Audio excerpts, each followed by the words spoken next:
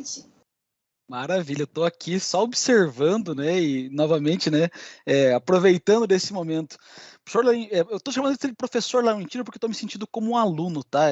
Como aquele que está aqui se colocando na posição de aprendizagem e volta e Quando, meia na eu verdade, cometo o esses... professor é você, não sou É, eu, né? e volta e meia eu vou chamar você de professor Laurentino, né? Mas Tá bem, Laurentino, professor Djalma. mas, Laurentino, assim, são vários os pontos, né, que na sua fala e também nos seus textos, que eu até brinquei depois com a Andréia, fazer um evento online é bacana porque te permite, né, mesmo estando em Portugal, trocar ideias, discutir, apresentar, mas como seria legal participar de um evento presencial e tomar um café, porque são tantos pontos que eu gostaria de mencionar aqui nesse momento, e eu vou ter que me limitar a dois, olha que absurdo isso, né? Tantos pontos, mas vou me limitar a dois especificamente. Você menciona, e aqui eu faço um recorte do seu primeiro volume, né, que é a escravidão, onde há ser humano, houve escravidão, ele é um fenômeno muito antigo, tão antigo quanto a própria humanidade. Palavras tuas tiradas lá do volume 1, escravidão, né? E você até menciona outros tipos de escravidão, nas conquistas do Islã, do Egito dos Faraós, você menciona isso um pouquinho na tua fala agora da tarde, né? Tarde aqui para nós, noite aí em Portugal. Mas sempre quando você coloca isso, né, o que você fala é que houve algo de diferente no tráfico negreiro e com a escravidão que acontece nessa modernidade.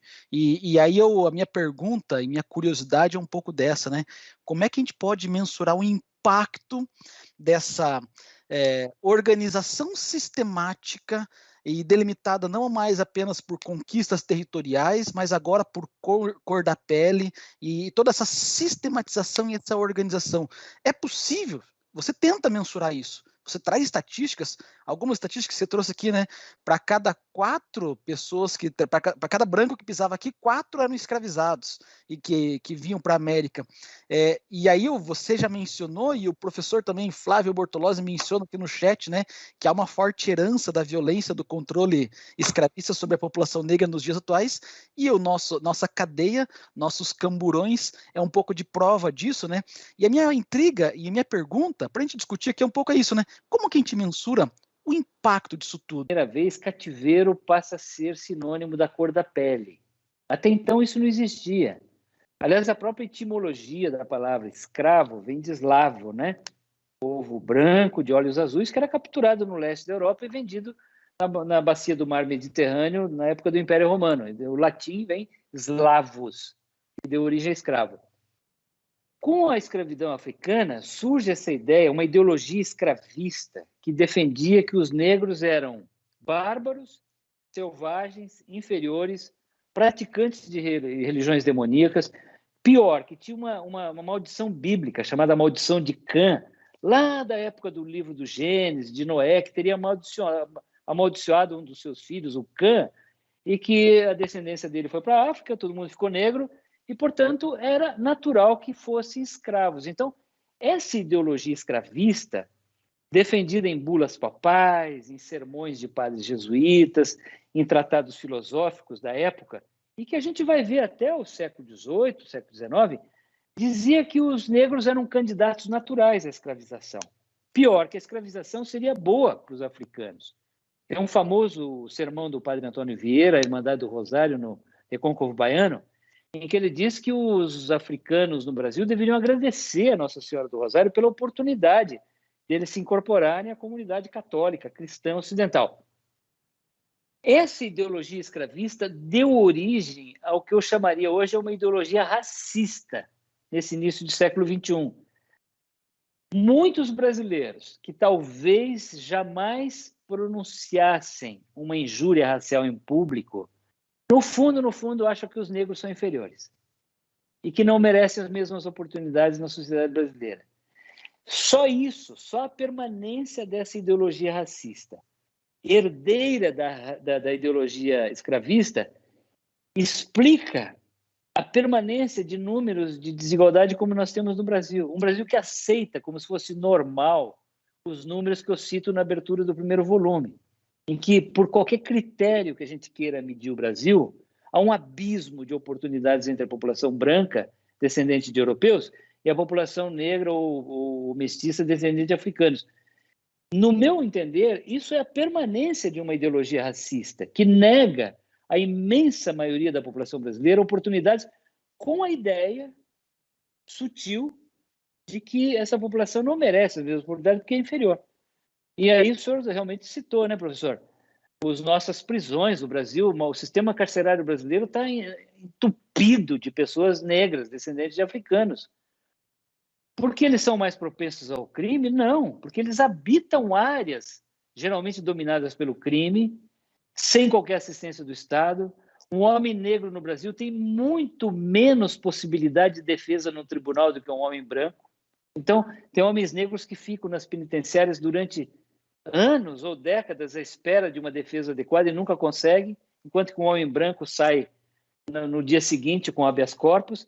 Então, assim, realmente, eu diria assim, os grandes problemas brasileiros só se explicam por essa cadeia de ideologias, né? Uma escravista que se transformou e se transmutou numa ideologia racista, e só ela explica os problemas brasileiros de hoje. Perfeito. Né? E você menciona em relação ao tribunal, isso quando tem julgamento, né? Porque na maioria dos casos nem julgado vai, né? E professor, assim, você já mencionou aqui para os nossos, né, alunos e participantes, ouvintes, né, de algumas polêmicas que você andou se enfiando nas redes sociais.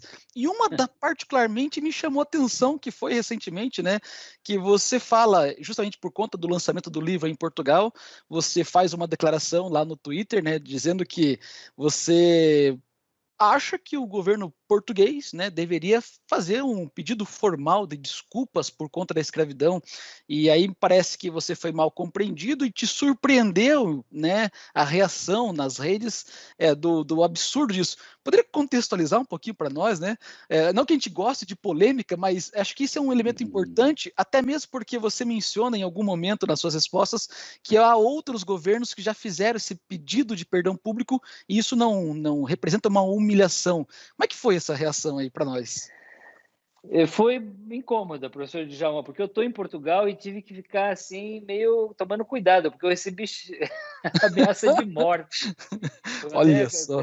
Eu gravei algumas, eu copiei algumas reações em redes sociais, e um dizendo assim: morra, Laurentino, você vai Olha só. morrer.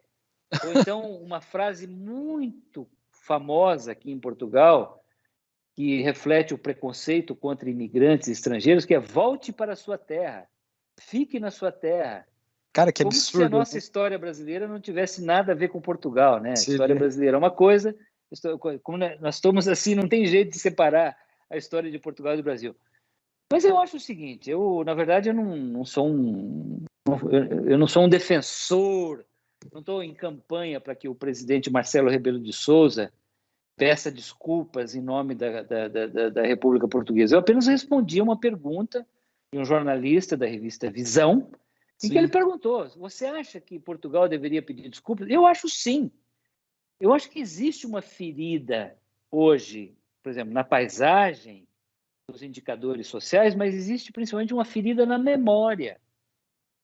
A dificuldade que a gente tem de lidar com a escravidão e com os seus legados, que incluem o racismo, mostra que a nossa memória está ferida e nós temos que cicatrizá-la, nós temos que cuidar dessa ferida.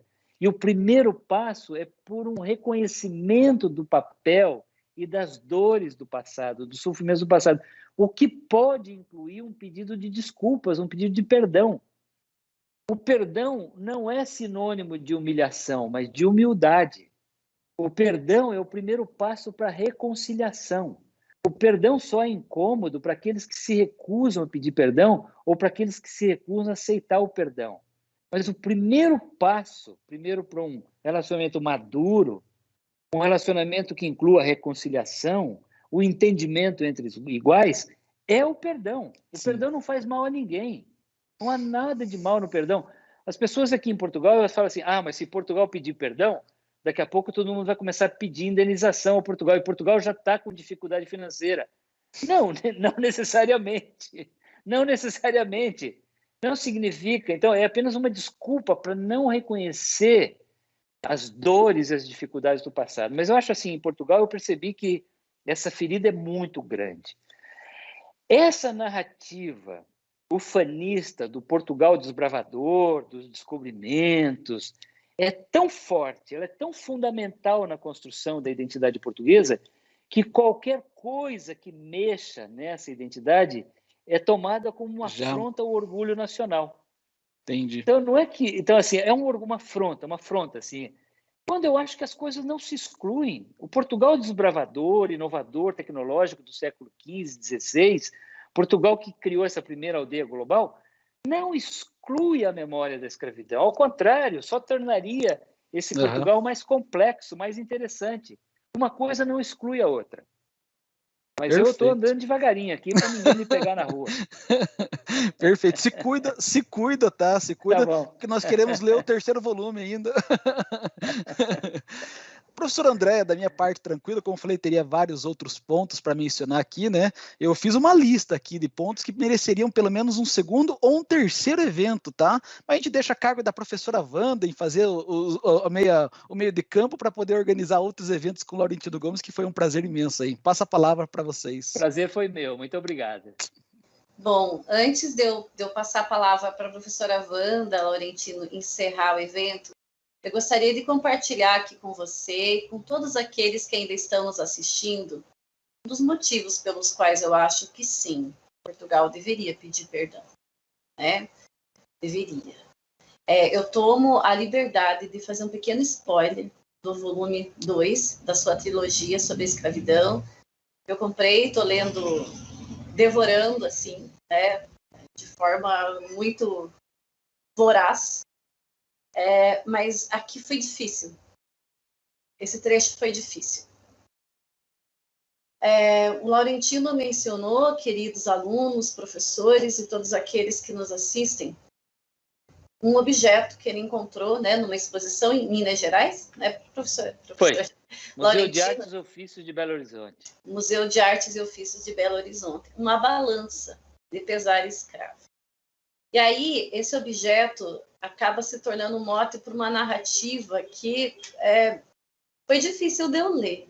Logo no começo do livro já. Eu vou ler um trechinho. Me permite, Laurentino? Citando o autor, em frente ao autor, né?